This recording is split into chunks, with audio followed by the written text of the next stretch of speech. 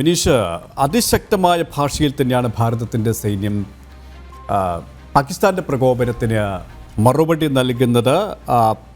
പാകിസ്ഥാൻ്റെ ഒട്ടേറെ സൈനിക പോസ്റ്റുകളും ലോഞ്ച് പാഡുകളും ഇന്ത്യൻ സൈന്യം തകർത്തിട്ടുണ്ട് എന്നാണ് നമുക്ക് മനസ്സിലാക്കാൻ സാധിക്കുന്നത്. അതേസമയം ജനവാസ മേഖലകളെ കേന്ദ്രീകരിച്ചുകൊണ്ട് കൂടുതൽ സംസ്ഥാനങ്ങളെ ജനവാസ കേന്ദ്രങ്ങളെ കേന്ദ്രീകരിച്ചുള്ളൊരു പ്രകോപനം തന്നെയാണ് പാകിസ്ഥാൻ ഇപ്പോഴും ആവർത്തിച്ചുകൊണ്ടിരിക്കുന്നത്. തീർച്ചയായിട്ടും പാകിസ്ഥാൻ്റെ പ്രകോപനം തുടർന്നുകൊണ്ടിരിക്കുന്ന ഒരു സാഹചര്യമാണ് ഇപ്പോഴും കാണാൻ സാധിക്കുന്നത്. പ്രത്യേകിച്ച് അടിക്ക് തിരിച്ചടി എന്ന ഒറ്റ ഒരു സ്റ്റാൻഡിലാണ് ഇപ്പോഴും ഭാരതം മുന്നോട്ട് പോകുന്നത്. കഴിഞ്ഞ ദിവസം രാത്രി ഭാരതം തിരിച്ചടിച്ചതിൻ്റെ കൃത്യമായ വിവരങ്ങൾ ഇപ്പോൾ പുറത്തു വരുന്നുണ്ട്.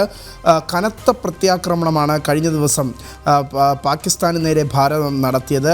3 പാക് വ്യോമത്താവളങ്ങൾ ആക്രമിച്ചു എന്ന് സംബന്ധിച്ചുള്ള റിപ്പോർട്ടുകളല്ല കൃത്യമായ വിവരങ്ങൾ ഇപ്പോൾ പുറത്തു വരുന്നുണ്ട്. ഒപ്പം തന്നെ 8 കറാച്ചി തീരത്തേക്ക് യുദ്ധക്കപ്പലുകൾ അടുക്കുന്നു എന്ന് സംബന്ധിച്ചുള്ള വിവരങ്ങളാണ് ഏറ്റവും പുതിയതായി നമുക്ക് ലഭ്യമാകുന്നത്. 8 പാക് നഗരങ്ങളിൽ ഉഗ്രസ്ഫോടനം ആക്രമണം സ്ഥിരീകരിച്ച് പാകിസ്ഥാൻ്റെ മാധ്യമങ്ങൾ ഉൾപ്പെടെയുള്ള വിവരങ്ങൾ ഈ ഭാരതം ആക്രമിച്ചതുമായി ബന്ധപ്പെട്ടുള്ള ദൃശ്യങ്ങൾ പാകിസ്ഥാൻ്റെ വിവിധ മാധ്യമങ്ങളിൽ ഇപ്പോൾ പുറത്തു വരുന്നു എന്നത് സംബന്ധിച്ചുള്ള വിവരങ്ങളാണ് നമുക്ക് ലഭിക്കുന്നത്. 8 പാക് നഗരങ്ങളിൽ ഉഗ്രസ്ഫോടനം നടത്താൻ നമ്മുടെ സൈന്യത്തിന് കഴിഞ്ഞ ദിവസം സാധിച്ചു. കഴിഞ്ഞ ദിവസം തുടർച്ചയായിട്ടുള്ള ഒരു പ്രകോപനമായിരുന്നു കഴിഞ്ഞ ദിവസം രാത്രി പാകിസ്ഥാൻ്റെ ഭാഗത്തുനിന്നുണ്ടായത്.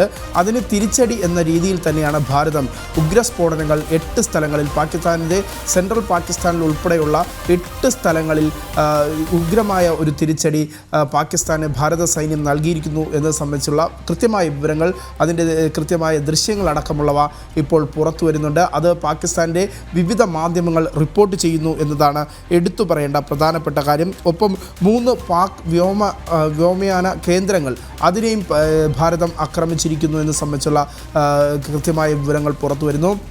എന്തായിരുന്നാലും തിരക്കിട്ട ചർച്ചകൾ ഡൽഹിയിൽ പുരോഗമിക്കുന്നു എന്ന് തന്നെയാണ് നമുക്ക് ഇപ്പോൾ മനസ്സിലാക്കാൻ സാധിക്കുന്നത്. 3 സേനാ മേധാവിമാരെയും ഉൾപ്പെടുത്തിയുള്ള യോഗത്തിൽ പ്രതിരോധ മന്ത്രി രാജ് സിംഗുമായുള്ള കൂടിക്കാഴ്ച അത്തരത്തിലുള്ള ചർച്ചയിലേക്ക് രാജ്യം കടക്കുന്നു. ഡൽഹിയിൽ തിരക്കിട്ട ചർച്ചകൾ കഴിഞ്ഞ ദിവസം രാത്രി തന്നെ നമുക്ക് കാണാൻ സാധിച്ചതാണ്. പ്രധാനമന്ത്രിയുടെ വസതിയിൽ പ്രത്യേക ചർച്ചകൾ നടക്കുന്നു. ചർച്ചകൾക്ക് ശേഷം ഉദ്യോഗസ്ഥർ സൈനിക മേധാവികൾ പിരിയുന്നു. അതിന് തൊട്ടു പിന്നാലെ വീണ്ടും ഒരുമിച്ച് കൂടുന്നു. പാകിസ്ഥാനെതിരെ വലിയ രീതിയിൽ ഒരു തിരിച്ചടി പാകിസ്ഥാന് നൽകുന്ന കാഴ്ച നമുക്ക് പിന്നീട് കാണാൻ സാധിക്കുന്നു.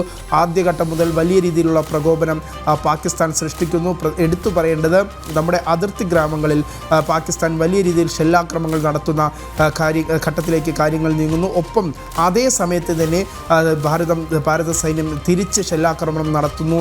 അതോടുകൂടി ഒരു ഘട്ടത്തിൽ പിന്നോട്ട് പാകിസ്ഥാൻ പോകുന്ന ഒരു സാഹചര്യം കഴിഞ്ഞ ദിവസം അർദ്ധരാത്രി നമുക്ക് കാണാൻ സാധിച്ചതാണ്. പക്ഷേ നിലവിലെ സാഹചര്യത്തിൽ ഇന്ന് പുലർച്ചയോടുകൂടി കാര്യങ്ങൾ നമ്മൾ പരിശോധിക്കുമ്പോൾ പാകിസ്ഥാന് ഭാരതത്തിൻ്റെ ഭാഗത്തുനിന്ന് കനത്ത തിരിച്ചടി തന്നെയാണ് നേരിടേണ്ടി വന്നത്. ഞാൻ നേരത്തെ സൂചിപ്പിച്ചതുപോലെ തന്നെ പാകിസ്ഥാൻ്റെ 3 വ്യോമയാന കേന്ദ്രങ്ങളിൽ വലിയ രീതിയിലുള്ള തിരിച്ചടി നൽകാൻ ഭാരതത്തിന് സാധിച്ചിരിക്കുന്നു എന്ന് സംബന്ധിച്ചുള്ള കൃത്യമായ വിവരങ്ങൾ പുറത്തു വരുന്നു. പാകിസ്ഥാൻ്റെ സെൻട്രൽ പാകിസ്ഥാൻ കേന്ദ്രത്തിൽ പോലും ഉഗ്രസ്ഫോടനം വിനീഷ് പറഞ്ഞതുപോലെ തന്നെ അടിക്ക് തിരിച്ചടി, ആക്രമണത്തിന് പ്രത്യാക്രമണം, ഇല്ലാതാവുകയാണ് പാകിസ്ഥാൻ.